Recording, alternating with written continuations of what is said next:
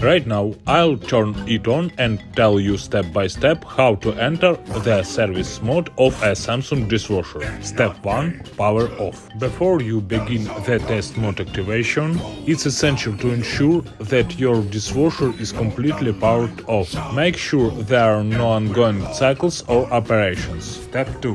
Press sanitize and high temp wash button. Open the dishwasher door, press and hold the two buttons, sanitize and high temp wash. These are the two extreme buttons that are located on the left side of the display. Step 3. Press power. Without releasing the sanitize and high temp wash buttons, press the power button. When the service mode is successfully activated, all LEDs of the Samsung dishwasher light up. Step 4. Manage service mode. The service mode of the Samsung dishwasher is controlled using the auto button.